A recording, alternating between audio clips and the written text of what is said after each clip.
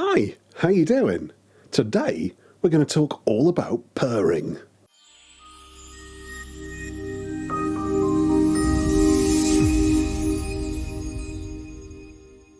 Purring is one of those words that's often bandied around when people talk about historical forms of recreational violence in the UK. But just like all the other terms we've spoken about here, like catch-as-catch-can, up-and-down fighting, and even Lancashire wrestling, it isn't a simple matter to define it clearly. In the main, it refers to kicking. Not always, but usually. We'll say more on that later on, but it's when we try to find out what sort of kicking, and in what way it was used, things start to get really confusing. It's worth mentioning before we dig too deep that there was kicking in Devonshire wrestling, in Norfolk wrestling, in Lancashire wrestling, and even in the revival of the Cotswold Olympics, but it was really only in the north, predominantly Lancashire, that the term purring was used to describe it. So for the purposes of this video, we'll assume that when we say purring, we're referring to kicking during a consensual fight in Lancashire or thereabouts, with one notable exception, of course.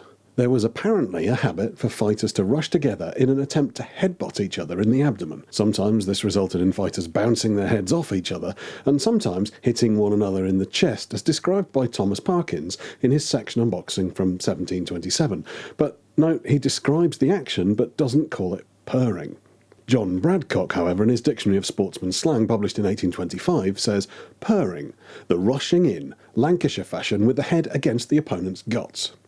So when you come across the term, bear in mind it might be referring to this, and not kicking at all. However, it would seem that purring and up-and-down fighting were very much interwoven.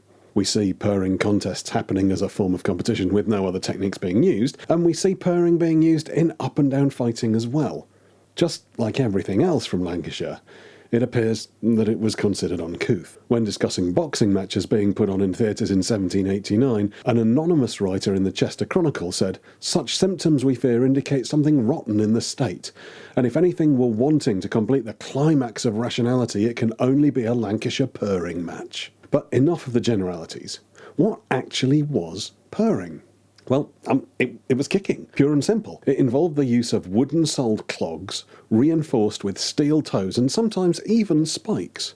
In 1838, the Weekly Chronicle in London, when discussing what it described as one of the most savage and brutal fights of which we have ever heard, said, "There was an express understanding that it was to be a purring fight. That is, both savages were to have full liberty to kick each other, and for this express purpose they were to provide themselves with shoes or boots for the occasion." This fight lasted 28 minutes, and it stopped when one of the combatants managed to have his shoe half embedded in the groin of his opponent, which clearly shows that kicking was not restricted to the shins, as seems to be the case with the other regional forms of wrestling. In the Liverpool Standard and General Commercial Advertiser in 1846, there's an account of a purring match where one fighter gave up because of 2 severe kicks to the abdomen. The next day, the police became involved, and the fighters denied any kicks to the groin or abdomen had occurred. It was all fair kicking about the shins and knees, which would seem to suggest that kicking above the knees wasn't acceptable. Whether this was falling foul of the laws that had been introduced to stop up-and-down fighting, or was against the law in some other way, I can't say for sure at this point. But in 1872, in the Sheffield Independent, there's a report of the sentencing of a Wigan collier for kicking a man to death in a Lancashire clog fighting contest. Another description of a fight, published in 1912, but referring to an earlier time, has the writer remembering a fight where he says, though they used their fists wherever they could get the blow in, their chief aim was to use their ironed clogs. He also describes the landlady of the pub they were fighting in standing guard at the door, looking out for police. So, what actually is purring? It's another Lancashire thing. Usually kicking, sometimes headbutting. It's usually kicking below the knee, but sometimes much higher. In one instance, a fighter lost his hearing after being kicked in the ear, which would suggest that kicking happened to a downed opponent as well as to one still on their feet. So, what was the point? Unlike all the other forms of kicking in the UK, where kicking was used as part of grappling in order to effect a throw, which would then give you the win, purring was an endurance competition. You continued until one of the fighters was no longer willing or was unable to carry on.